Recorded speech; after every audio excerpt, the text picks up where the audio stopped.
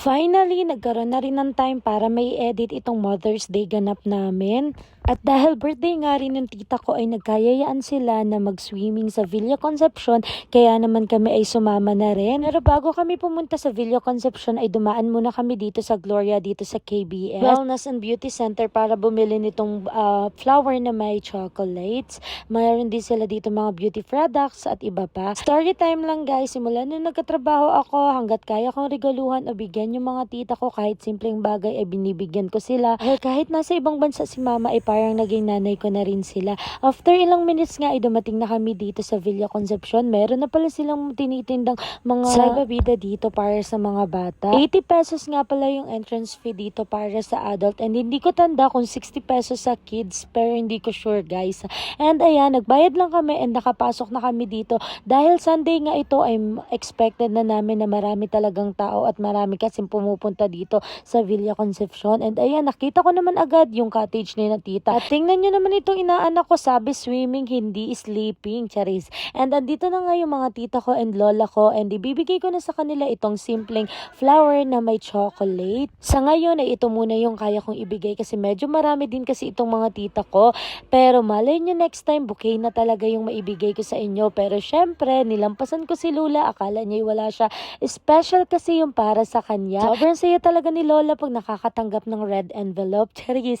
Tingnan nyo naman guys, simpleng bagay lang yung binigay ko dito kay na tita pero sobrang tuwa nila. After nga nyan, itiningnan ko na rin kung ano yung mga baon nila, and ang sasarap ng baon nila. Perfect talaga pang swimming. Kaya naman, syempre, pagbuklat ko ay talaga namang hindi ko na napigilang kumain. Nagsandok na kami ng pagkain ni Jerome para kumain. Naalala ko lamang ng mga bata pa kami, sobrang dami naming magpipinsan. Pero ngayon, konti na lamang kami kasi yung iba may mga trabaho na, yung iba may mga pamilya na, and kami na lang halos yung naandito. Pero grabe pa rin talaga yung bonding naming family. At pag napanood ito ni mama, for sure, maiinggit na naman yon. Pero pag uwi niya ay talaga namang susulitin niya, at for sure may outing na rin kami noon. Unti-unti na rin nagdadatingan yung iba kong pinsan kasi nga nahuli sila kasi may mga ginawa pa. The best talaga itong gulaman ni Tita Alili. Sobrang sarap niyan. And tingnan nyo naman itong pamangkin ko. Nagliligalig na. At syempre, dahil birthday ni Tita Dory ay magbo-blow siya ng candle. Kaso nung kumanta kami ay biglang umiyak itong pamangkin ko. Ewan ko ba kung baka napangitan siya sa boses namin, charis. Iba rin talaga yung saya pag nagsasama-sama kaming pamilya. Sobrang dami nga pala namin pero paunti kami ng paunti kasi ngayong iba'y nasa Manila na. Bumili din nga pala si na tita ng ice cream. Tingnan nyo naman guys, lari pa.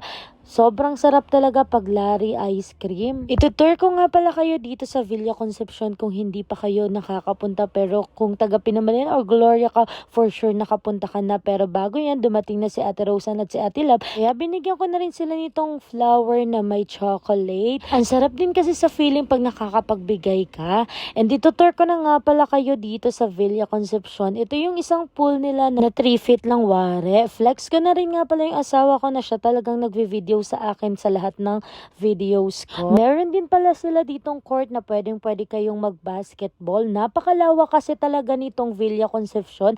Marami din pala kayong cottage dito na pwedeng rentahan. Hindi ko na nga lang alam ngayon kung magkano na yung mga rental dito kasi dati merong 250, 350, 500, 1,000 depende sa laki ng cottage. Dati nagbabangka pa kami dito. Hindi ko lang sure ngayon kung pwede pa ulit magbangka dito. Pero napakasarap ng hangin dito guys kasi bukod sa maraming puno ay ang ganda ng matatanaw mo. Ito naman pala yung isa sa pinakamalawak na pool din nila, and ito naman yung kaninang flinex ko sa inyo na 3 feet guys, and tingnan nyo naman flowing water talaga kaya sobrang ganda. Ito naman guys yung para sa mga marurunong lumangoy or dun sa mga adult na 6 feet yata ito and 4 feet itong kalahati na pwede kayo ditong mag-dive, pwede din kayo ditong mag-slide. Meron din silang maliit na pool doon na merong shark, and then pag lumakad kayo banda doon ay meron din sila ditong pang kids talaga na pwedeng mag-slide. Tingnan nyo naman ang mga batang to, sayang-saya talaga sila. Meron din nga pala silang parang 4 na CR yata or 5 if I'm not mistaken. Ayan. And ito yung adult pool nila na 6 feet. Meron din nga pala sila ditong mini tindahan or mini store. May alaga din nga pala sila ditong giraffe at lion, charis, na pwede nyong pagpicturan. Perfect na perfect nga nga ito ngayong summer, kung naghahanap kayo dito sa Gloria, 80 pesos entrance fee ay sulit na.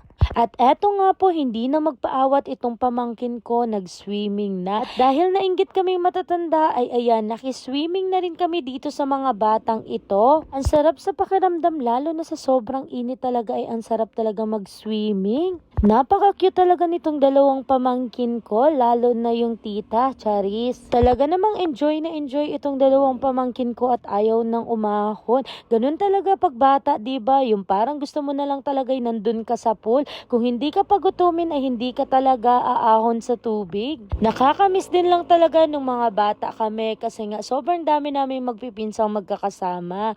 Kinahaponan nga ay papunta na kami sa bayan para mag-withdraw kasi nga magse-celebrate din naman kami ng Mother's Day kasama yung mama ni Jerome, si Mother Miriam. Diretso na nga pala kami sa Latsa Pizza para bumili ng pizza kasi nga nag-crave din kami sa pizza. And syempre, ito din lang yung mahilig kainin nila kaya ito na lang yung naisipan naming bilhin. Nakakatuwa lamang kasi kahit papano ay naititreat na namin yung mga magulang namin. After namin bumili ng pizza ay diretso kami dito sa Big Brew para bumili naman ng mga milk tea kasi mahilig din sila dito sa milk tea. Tapos dumiretso na rin kami kina Jerome para masimulan na yung pagmimerienda kasi gabi na.